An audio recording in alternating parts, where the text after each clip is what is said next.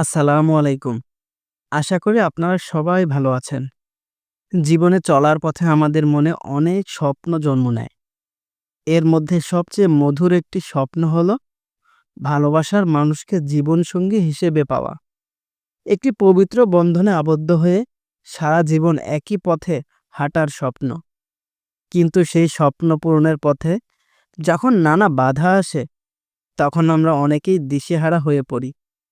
আমাদের মনে প্রশ্ন জাগে, আল্লাহ কি আমাদের এই ভালোবাসা কবুল করবেন? আজ আমি আপনাদের সাথে এমন একটি অলৌকিক দোয়া এবং তার পেছনের কিছু আমলের কথা বলবো, যা হাজারো মানুষের জীবনে প্রশান্তি এনে দিয়েছে।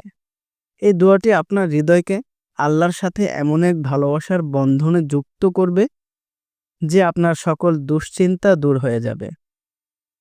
ইসলামে ভালোবাসা কোনো পাপ নয়, বরং এটি একটি পবিত্র অনুভূতি।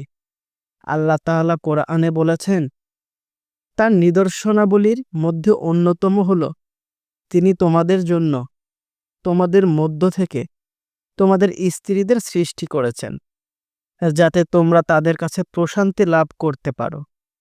আর তিনিও তোমাদের মধ্যে পারস্পরিক ভালোবাসা ও দয়া সৃষ্টি করেছেন। এই আয়াতে আল্লাহ নিজেই বলেছেন যে স্বামী স্ত্রীর মাঝে যে গভীর ভালোবাসা আর দয়া, তা তারই দান। যখন আপনার ভালোবাসাকে আল্লাহর সন্তুষ্টির পথে নিয়ে আসবেন, তখন সেই ভালোবাসায় আল্লাহ নিজেই বারাকা বা বরকত দান করবেন। রাসূলুল্লাহ সাল্লাল্লাহু আলাইহি সাল্লাম বলেছেন, বিয়ের জন্য ভালোবাসার চেয়ে উত্তম কিছু আর নেই।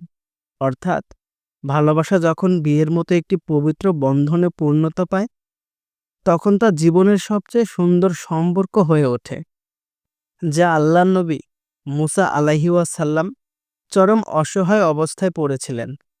মুসা আলাইহি ওয়াসাল্লাম যখন মিশর থেকে পালিয়ে মাদাইয়ানে গিয়েছিলেন, তখন তিনি ছিলেন সম্পূর্ণ একা, ক্লান্ত আর ক্ষুধার্ত।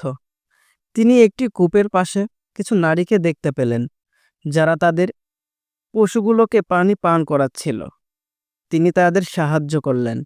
এরপর তিনি একটি গাছের নিচে গিয়ে বসলেন এবং আল্লাহর কাছে নিজের অসহায়ত্ব প্রকাশ করে দুহাত তুলে বললেন, রাব্বি ইন্নি লিমা আনজালতা ইলাইহা মিন খাইরিন ফাকির। হে আমার প্রতিপালক, আমি আপনার কাছে ভালো কিছুর জন্য প্রার্থনা করছি, যা আমার ইহকাল ও পরকালের জন্য কল্যাণকর।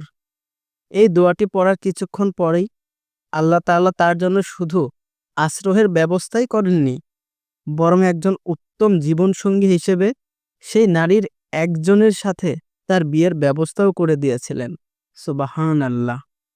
এই দোয়াটি কেন এত অলৌকিক? কারণ এখানে মুসা আলাইহিস সালাম নির্দিষ্ট করে কোনো কিছু চাননি। তিনি আল্লাহর কাছে পূর্ণ আত্মসমর্পণ করে বলেছিলেন, হে আল্লাহ, আমি জানি না আমার জন্য কি ভালো, তাই আপনি আমার জন্য যে কল্যাণকর ব্যবস্থা করবেন, আমি তাতেই সন্তুষ্ট। শুধু দোয়া করলেই হবে না, এর সাথে আপনার কিছু আমল বা পদক্ষেপও নিতে হবে। এই আমলগুলো আপনার দোয়ার শক্তিকে কয়েক গুণ বাড়িয়ে দেবে। আল্লাহর কাছে কিছু চাওয়ার আগে নিজের ঈমানকে মজবুত করুন।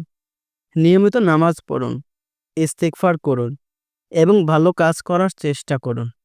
কারণ আল্লাহ বলেছেন, যে আল্লাহকে ভয় করে, আল্লাহ তার জন্য মুক্তির পথ করে দেন এবং তাকে এমন স্থান থেকে রিজিক দান করেন যা সে কল্পনাও করতে পারে না। বিয়ের মতো একটি বড় সিদ্ধান্তের আগে আল্লাহর কাছে সাহায্য চেয়ে ইস্তিখারা নামাজ আদায় করুন। এটি আপনার মনের সকল সংশয় দূর করে দেবে। ইস্তিখারা হলো আল্লাহর কাছে আপনার পছন্দকে ছেড়ে দেওয়া, যাতে তিনি আপনার জন্য সর্বোত্তম পথটি বেছে নেন। ইসলামের দৃষ্টিতে বিয়ের জন্য উভয় পরিবারের সমর্থন অত্যন্ত গুরুত্বপূর্ণ। চেষ্টা করুন আপনার ভালোবাসার পবিত্রতা তাদের কাছে তুলে ধরতে এবং তাদের সম্মতি আদায় করতে। এই দোয়াটি প্রতিদিন 5 ওয়াক্ত নামাজের পর গভীর বিশ্বাস নিয়ে পড়ুন। মনে রাখবেন, আল্লাহ আপনার হৃদয়ের সকল কথা শোনেন। তিনি যদি আপনার ভালোবাসার মানুষটিকে আপনার জন্য কল্যাণকর মনে করেন, তবে তিনি সব বাধা দূর করে দেবেন। আর যদি আপনার জন্য অন্য কাউকে উত্তম মনে করেন, তবে তিনি আপনাকে তার চেয়ে উত্তম কাউকে দান করবেন। আল্লাহর উপর পূর্ণ ভরসা রাখুন। আপনার সকল চেষ্টা এবং দোয়া আল্লাহর কাছে পৌঁছে যাক, এই কামনা করি। যদি এই ভিডিওটি আপনার ভালো লাগে তাহলে আমাদের চ্যানেলটি সাবস্ক্রাইব করুন এবং আপনার বন্ধুদের সাথে শেয়ার করুন। আল্লাহ আপনার সকল নেক আশা পূরণ করুক।